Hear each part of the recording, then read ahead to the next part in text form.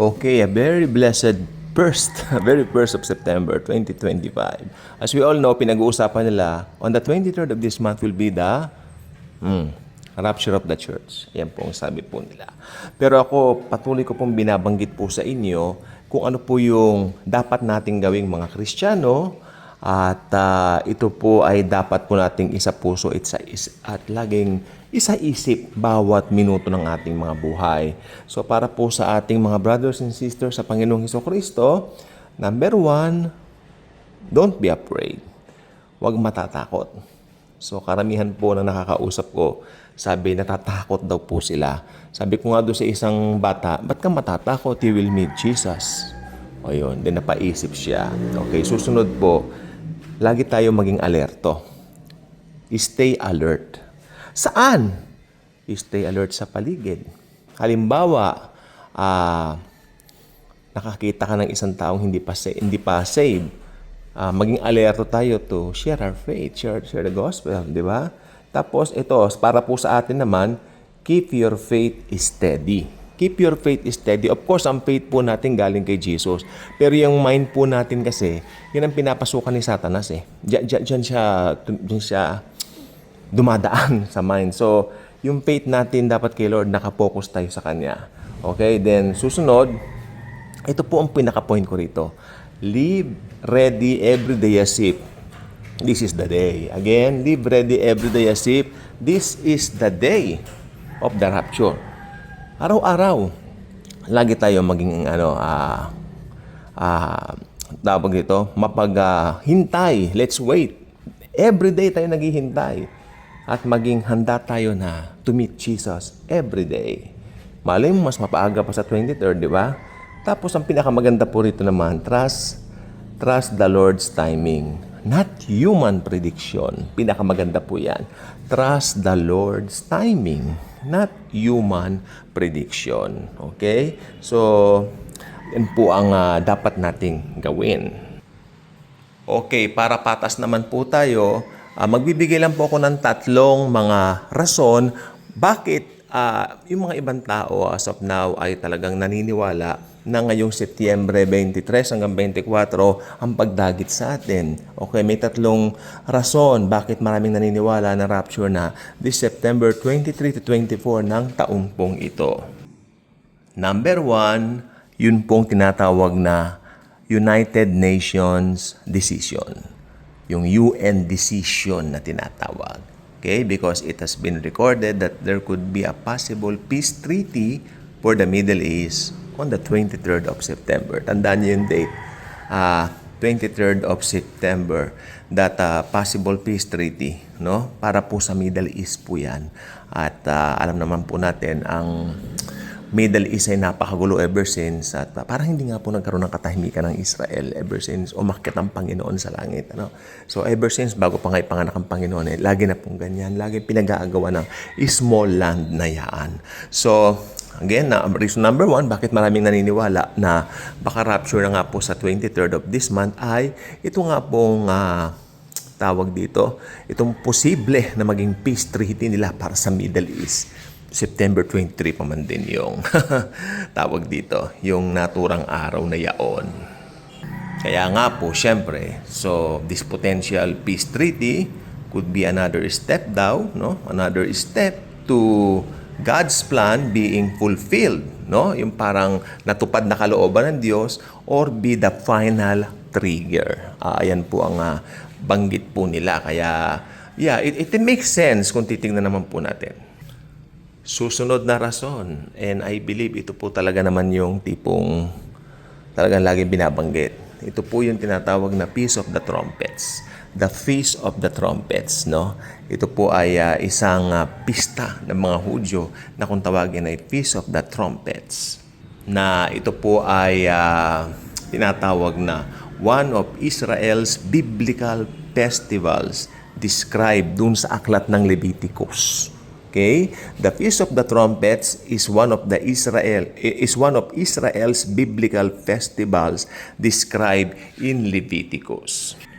Okay? And it begins the Jewish high holy days leading up to the Day of Atonement. Again, it begins doon sa Jewish high holidays, okay, leading up o pupunta roon sa the Day of Atonement. So, ito po yun. Prophetically, many Christians link it to the future return of Christ. Nililink po nila yon sa future na pagparito ng ating mahal na Panginoong Hesukristo. Ito rin daw po ay time of reflection, renewal para sa kanila, and anticipation of God's judgment. Yun ang masaklap dito. They anticipate God's judgment. Okay, at ang pinakahuling rason bakit nila sinasabi na rapture na this September 23rd ay ang 2,000 years apart of Abraham, Moses, Jesus, and now. Ito yung mga pagitan. Binanggit ko na po ito doon sa mga nakaraang vlog. 2,000 years apart of Abraham, Moses, Jesus, at yung sa ngayon, yung now natin. Kasi ganito yon. Mula daw kay Abraham, 2,000 taon, papunta kay Moises. Again, from Abraham to Moses, merong 2,000 years. Kung mahina po yung audio ko, pagpasensyahan niyo po. I cannot have my voice in full blast dahil po mga kapitbahay po, nandiyan po sila at they're doing their own thing also. Again, from Abraham, okay, to Moses, 2,000 years. Then from Moses to the Lord Jesus Christ, 2,000 years. And from Jesus to us, 2,000 years. So, ilan yon? Bilangin nyo. Hindi bale? Bale, tama ba ako? 6,000 ba? Tama po ba yan? Kung tama yung aking kalkulasyon. Kung mali naman yung kalkulasyon ko, basta yan po ang sabi po nila. Dahil nga po, this pattern shows a divine timing that spans generations. Tama, ini-span yung generation. Parang leading toward a greater fulfillment. Bawat 2,000 years, may mga nagaganap na greater fulfillment ng isang bagay to another one. O, halimbawa, kay Abraham, doon ipinangako yung lupang pangako. At kay Moses natupad, nakapunta sila sa lupang pangako, although Moses himself nakapasok. At from Moses to the Lord Jesus Christ, si Jesus Christ, siyempre yung Savior of the world, Savior of mankind, dumating po siya after 2,000 years from Moses. So, every 2,000 years, may mga nangyayari mga big events sa buong mundo. So, yan po sinasabi nila. That's why, from Jesus to us, 2,000 years. So, at ang pinaka, anong tawag ito? Mula nang pumasok si Jesus doon sa, ang tawag dito, Jerusalem bilang yung Domingo de Ramos, yung Palm Sunday. Mula Palm Sunday to 2032, that's 2,000 years. So, bago matupad yon, meron munang nawawalang 7 taon. So, matutupad na raw. At itong 2025, that will be the start of it. So, kaya sabi nila, 2025 na po yung rapture. Dahil after the rapture, alam naman natin, magsisimula na po yung yung buong tribulation period ng 7 taon. O ngayon, makinig po ang lahat. Kung i-consider natin itong 2,000 year cycle na ito, makinig po mabuti, it points to a significant moment around 2032.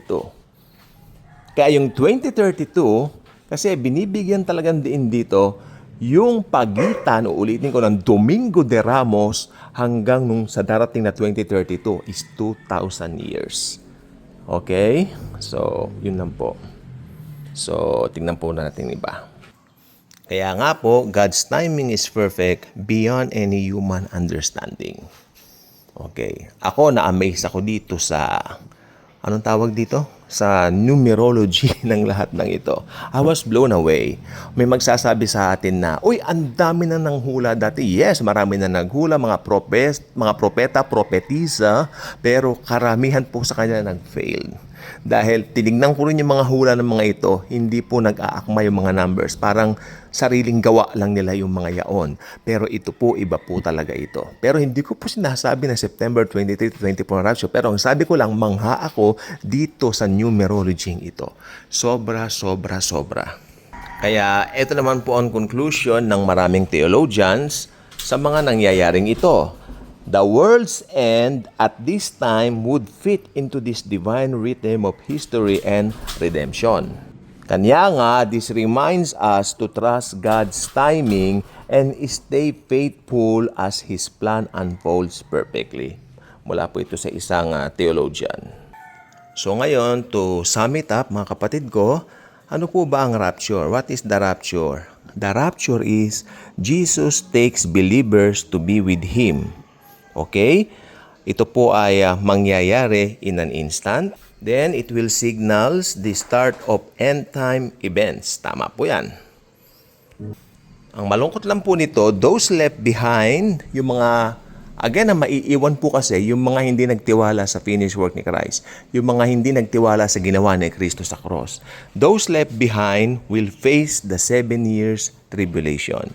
Experience global chaos and judgment. Urge to turn to Christ before it's too late. Urge them to turn to Christ before it's too late. Meron ka ba mga kamag-anak na hindi pa saved, na hindi pa mananampalataya ng Panginoon? Urge them to turn to the Lord Jesus Christ dahil hindi po biro ang sasapitin nila pagdating ng tribulation. Again, atin pong i-recap ang lahat, no?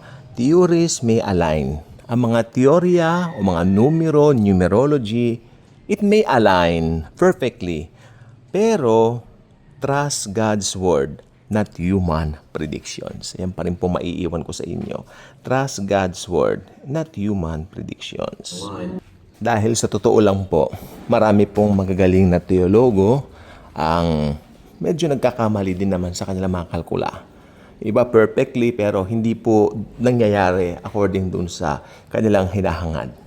Pero ang God's Word, perfectly po yan na talagang ito po ang dapat natin pagkatiwalaan lagi-lagi. So sa umaga pong ito, ang kinin po natin ang maraming blessings ng Lord. Let's enjoy lahat ng mga hinihiling natin ipagkakalob ng Panginoon, hindi dahil sa mabubuting gawa natin, kundi dahil sa ginawa niya sa krus at dahil siya po ay mabuti. Jesus is good, always good, all the time. God bless.